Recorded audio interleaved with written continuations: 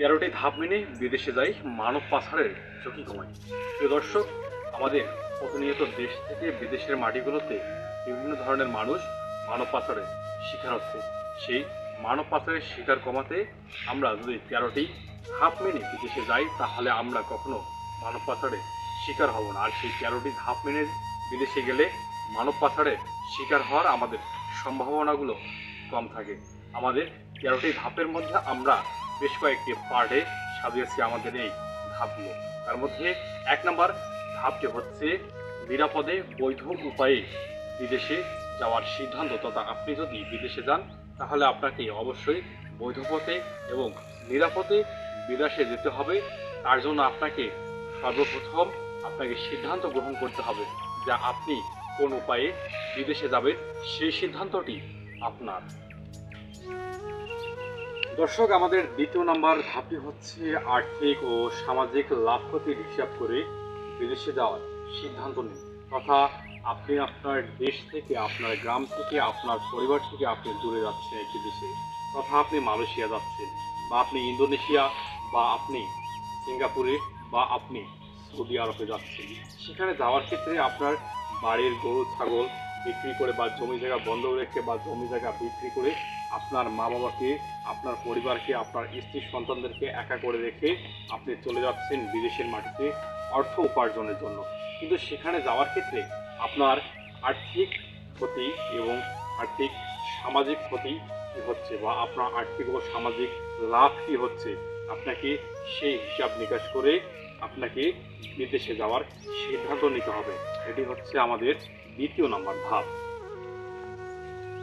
প্রিয় দর্শক, আমাদের 2 নম্বর ধাপ 1 নম্বর ধাপ আলোচনা করেছি। এ পর্যায়ে আমরা আলোচনা করব 3 নম্বর ধাপ।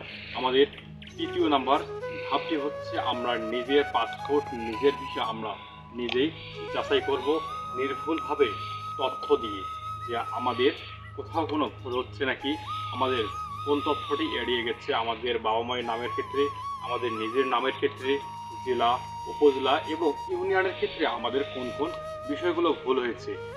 আমরা কখনো কোনো দালালদের দ্বারাই এসব করব না। আমাদের নিজেদের তথ্য আমরা নিজেরাই নির্ভুলভাবে দিয়ে আমরা এসব যাচাই করব।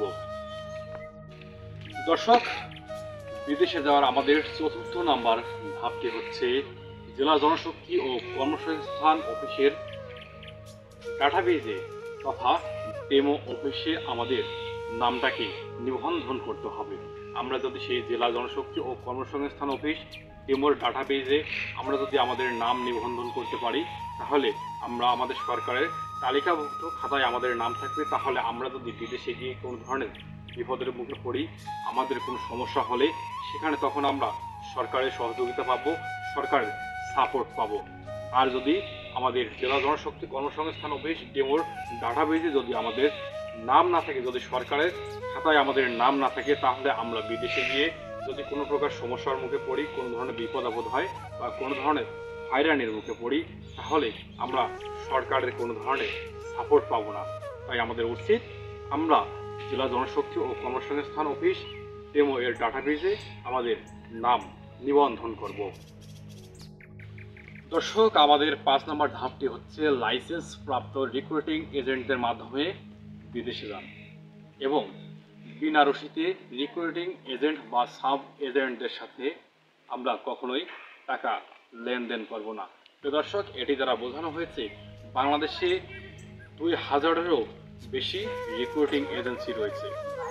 তার মধ্যে বেশ কিছু রিক্রুটিং এজেন্সিগুলো লাইসেন্স ছাড়া, আর বেশ কিছু রয়েছে লাইসেন্স প্রাপ্ত। তাই যে সকল রিক্রুটিং এজেন্সি লাইসেন্স প্রাপ্ত, আমরা সেই সকল রিক্রুটিং এজেন্সির মাধ্যমে বিদেশে যাব এবং কোনো প্রকার বিনা রসিদে আমরা কোনো ধরনের রিক্রুটিং এজেন্ট বা তাদের সাব এজেন্টদের সাথে আমরা কোনো প্রকার টাকা লেনদেন করব না। কারণ এখানে টাকা পয়সা দিতে গেলে অবশ্যই আমাদেরকে প্রমাণপত্র রাখতে হবে, আমরা কিসের মাধ্যমে টাকা দিলাম তার কি প্রমাণ রয়েছে। আর আমরা যদি রিক্রুটিং এজেন্ট লাইসেন্স প্রাপ্ত এজেন্ট ছাড়া অন্য কোনো এজেন্টদের মাধ্যমে আমরা যদি বিদেশে যাই, তাহলে সেক্ষেত্রে ও আমাদেরকে টাকা যে দেবো তার প্রমাণপত্র রাখতে হবে।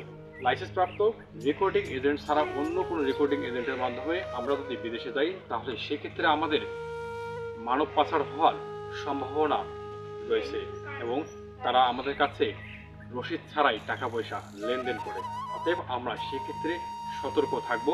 লাইসেন্সপ্রাপ্ত রিক্রুটিং এজেন্টের মাধ্যমে আমরা বিদেশে যাব এবং বিনা রসিদে টাকা পয়সা এজেন্টদের সাথে বা সাব এজেন্টদের সাথে আমরা লেনদেন করব না।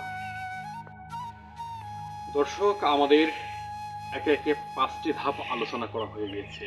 আমাদের 6 নম্বর ধাপটি হচ্ছে যে দেশে আমরা যাব তথা আমাদের গন্তব্য কোন দেশ, আমরা কোন দেশে যাচ্ছি। যে দেশে যাব অবশ্যই সেই দেশের আমাদেরকে আগে রীতিনীতি আইন কানুন সম্পর্কে জানতে হবে, সেই দেশের ভাষা আমাদেরকে জানতে হবে এবং অবশ্যই আমাদেরকে কোন কাজে নিয়ে যাওয়া হচ্ছে বা আমরা কোন কাজের জন্য যাচ্ছি অবশ্যই আমাদেরকে সেই কাজের জন্য প্রশিক্ষণ গ্রহণ করতে হবে এবং আমাদের অবশ্যই প্রশিক্ষণপ্রাপ্ত হতে হবে। আমরা যে দেশে যাই না কেন সেই দেশে গিয়ে আমরা যদি ভাষা না জানি, সেই দেশের আমরা যদি রীতিনীতি না জানি, আমরা যদি কাজের উপর প্রশিক্ষণপ্রাপ্ত না হই তাহলে আমাদের সে দেশে গিয়ে কোনো ধরনের লাভ নেই। তাহলে সেই দেশগুলোতে গিয়ে আমরা জিম্মি হয়ে থাকব কিংবা আমরা মানব পাচারের শিকার হব এবং মানব পাচার তো হবই হব, আমরা বিভিন্ন ধরনের নির্যাতনেরও শিকার হব। কারণ আমরা যদি ভাষা না জানি, যদি রীতিনীতি না জানি, যদি আমাদের কাজের ওপর প্রশিক্ষণ না থাকে তাহলে আমরা দালালদের মাধ্যমে যখন যাব, দালালরা আমাদেরকে বিভিন্ন চক্করে ফেলে যখন নিয়ে যাবে তখন কিন্তু এসবের কাহিনীগুলো ঘটে। বিভিন্ন দালালেরা যখন আমাদেরকে ভাষা না শিখিয়ে কাজের ওপর প্রশিক্ষণ গ্রহণ না দিয়ে আমাদেরকে যখন পাঠায় সেই নির্দেশের রীতিনীতি না জানিয়ে, ঠিক তখনই আমরা সেখানে গিয়ে বিভিন্ন ধরনের নির্যাতনের শিকার হই এবং মানব পাচারের শিকার হই। তাই অবশ্যই আমাদের যে দেশের গন্তব্য সে দেশের আমাদেরকে ভাষা জানতে হবে, রীতিনীতি জানতে হবে এবং আমাদেরকে অবশ্যই যে কাজের জন্য যাব সেই কাজের জন্য প্রশিক্ষণ গ্রহণ করতে হবে। দর্শক, আমাদের 7 নম্বর ধাপটি হচ্ছে কাজের বৈধ ও সঠিক ভিসা এবং চাকরির চুক্তিপত্র সংগ্রহ করুন অথবা পায়রা অফিস থেকে চাকরির চুক্তিপত্র সংগ্রহ করুন এবং চুক্তিপত্র বুঝে স্বাক্ষর করুন। প্রিয় দর্শক, আমরা যদি কোন কাজের জন্য যাচ্ছি সেই কাজের আমাদের যদি বৈধ এবং সঠিক ভিসা না থাকে এবং আমরা যদি চাকরির সঠিক চুক্তিপত্র যদি না বুঝি তাহলে আমাদের কিন্তু বিদেশে গিয়ে কোনো লাভ হবে না। বিদেশে যাওয়ার ক্ষেত্রে অবশ্যই আমাদেরকে সঠিক এবং বৈধ ভিসাটি যাচাই করতে হবে এবং চাকরির চুক্তিপত্র আমাদেরকে যাচাই করতে হবে এবং সেই চাকরির আমাদের চুক্তিপত্রগুলো কি দেওয়া রয়েছে অবশ্যই সেই চুক্তিপত্রগুলো বুঝে আমাদেরকে স্বাক্ষর করতে হবে। নয়তো আমরা যদি সেগুলো না বুঝে, না শুনে, না দেখে যদি স্বাক্ষর করি তাহলে ধরে নেব আমরা অবশ্যই মানব পাচারের শিকার হচ্ছি। দর্শক, আমরা দেখতে দেখতে 8 নম্বর ধাপে চলে আসলাম বিদেশে যাওয়ার ক্ষেত্রে। আমাদের 8 নম্বর ধাপটি হচ্ছে বিদেশে যাওয়ার ক্ষেত্রে অবশ্যই অনুমোদিত স্বাস্থ্যকেন্দ্র থেকে আমাদের স্বাস্থ্য পরীক্ষা করতে হবে তথা আমাদের বিদেশে যাওয়ার ক্ষেত্রে যে সকল অনুমোদিত মেডিকেলগুলো রয়েছে সেগুলো মেডিকেলে গিয়ে আমাদেরকে স্বাস্থ্য পরীক্ষা করতে হবে এবং সেখানে আমরা যদি আনফিট হই তাহলে আমাদেরকে বিদেশে যেতে দেওয়া হবে না। আমরা মানব পাচারের শিকার হয়ে কীভাবে মেডিকেলে আমরা সঠিকভাবে পরীক্ষা করি না, সেখানে আনফিট যদিও হই সেক্ষেত্রেও আমরা বিভিন্ন কৌশল অবলম্বন করে বিদেশে চলে যাই এবং দালাল চক্রের ফাঁদে পড়লে সেখানে আমাদের মেডিকেল ট্রিটমেন্টটাও সঠিকভাবে দেওয়া হয় না এবং মেডিকেল ট্রিটমেন্টেরও তারা কোনো প্রয়োজন মনে করে না। তাই অনুমোদিত মেডিকেল সেন্টার থেকে আমরা স্বাস্থ্য পরীক্ষা করব এবং যদি ফিট হই তাহলে আমরা বিদেশে যাওয়ার ক্ষেত্রে অনুমতি পাবো, আর যদি আমরা আনফিট হই তাহলে অবশ্যই বিদেশে যাওয়ার কোনো অনুমতি মিলবে না। প্রিয় দর্শক, আমাদের 9 নম্বর ধাপটি হচ্ছে আমাদের বিদেশে যাওয়ার পূর্বের সঞ্চয়ের উদ্দেশ্যে আমাদের নিজেদের নামে এবং আলাদা প্রয়োজনীয় খরচের ক্ষেত্রে আমাদের পরিবারের নির্ভরযোগ্য বিশ্বস্ত একজন ব্যক্তির নামে আলাদাভাবে ব্যাংক অ্যাকাউন্ট খুলতে হবে তথা আমাদের সঞ্চয়ের জন্য আমাদের নিজেদের নামে ব্যাংক অ্যাকাউন্ট খুলতে হবে এবং আলাদা খরচের জন্য আমাদের পরিবারের বিশ্বস্ত মা, বাবা, ভাই, বোন বা স্ত্রী, সন্তান বা স্বামীর নামে আমাদের ব্যাংক অ্যাকাউন্ট খুলে রাখতে হবে। আমরা অন্য কোনো ব্যক্তির নামে ব্যাংক অ্যাকাউন্ট খুলব না, তাই আমাদের বিশ্বস্ত ব্যক্তির নামে আমাদের ব্যাংক অ্যাকাউন্ট খুলতে হবে। প্রিয় দর্শক, দেখতে দেখতে আমরা 10 নম্বর ধাপে চলে আসলাম। আমাদের বিদেশে যাওয়ার ক্ষেত্রে 10 নম্বর ধাপটি হচ্ছে কারিগরি প্রশিক্ষণ কেন্দ্র TTC কেন্দ্র থেকে আমাদের 3 দিনের প্রাক বহির্গমন প্রশিক্ষণ গ্রহণ করতে হবে। অবশ্যই আমাদের জেলায় বা উপজেলায় আমাদের যে TTC কেন্দ্র রয়েছে, বিদেশে যাওয়ার ক্ষেত্রে আমরা 3 দিনের প্রাক বহির্গমন প্রশিক্ষণ গ্রহণ করব অবশ্যই। কারণ মানব পাচারের যারা শিকার হয় তারা দালাল চক্রের ফাঁদে পড়ে হয়। তারা কখনো TTC কেন্দ্র থেকে প্রশিক্ষণ গ্রহণ করে না।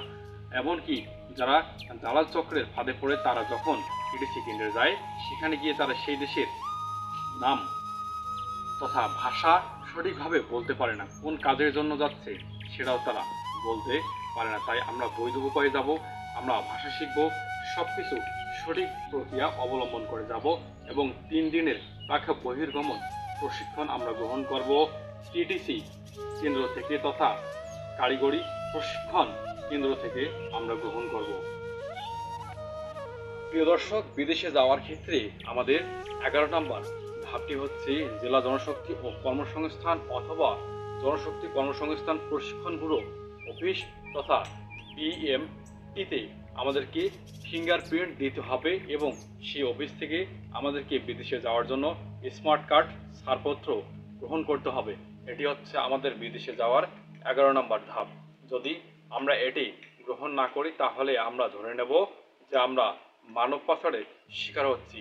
আমরা যাতে মানব পাচারের শিকার না হই, বিদেশে যাওয়ার ক্ষেত্রে যাতে প্রতারণার শিকার না হই, সেজন্য আমাদেরকে জেলা জনশক্তি কর্মসংস্থান এবং জনশক্তি প্রশিক্ষণ পুরো BMT-তে অবশ্যই আমরা ফিঙ্গারপ্রিন্ট দেব এবং সেখান থেকে স্মার্ট কার্ড এবং ছাড়পত্র গ্রহণ করব।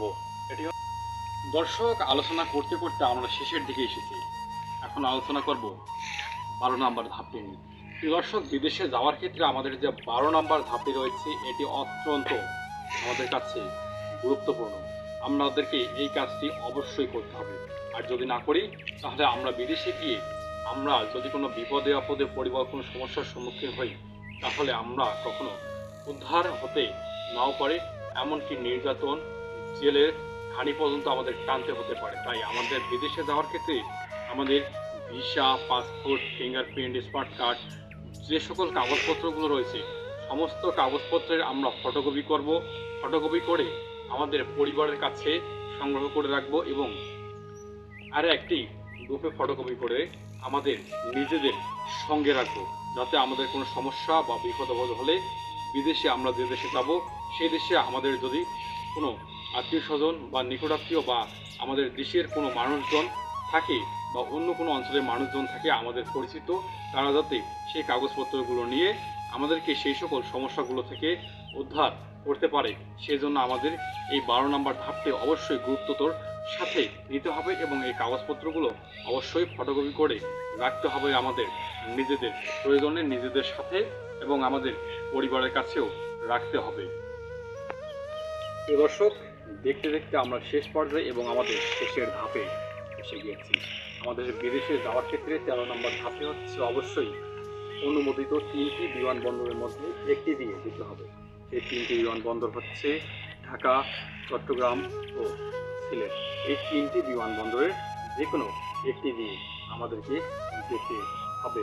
আর যদি 3টি ব্যতীত অন্য কোনো বিমানবন্দর দিয়ে আপনি যেতে পারবেন না, তাই আমাদেরকে 3টি বিমানবন্দরের যে কোনো একটি দিয়ে যেতে হবে। আর আপনাকে যদি কেউ অন্য কোনো বিমানবন্দর দিয়ে নিয়ে যাওয়ার চেষ্টা করে এই 3টি বাদ দিয়ে, তাহলে আপনি ধরে নেবেন আপনি অবশ্যই মানব পাচারের শিকার হচ্ছেন। তাই আমাদের এই 3টি বিমানবন্দর ঢাকা, চট্টগ্রাম, সিলেট 3টির মধ্যে যে কোনো একটি দিয়ে যেতে হবে বিদেশে।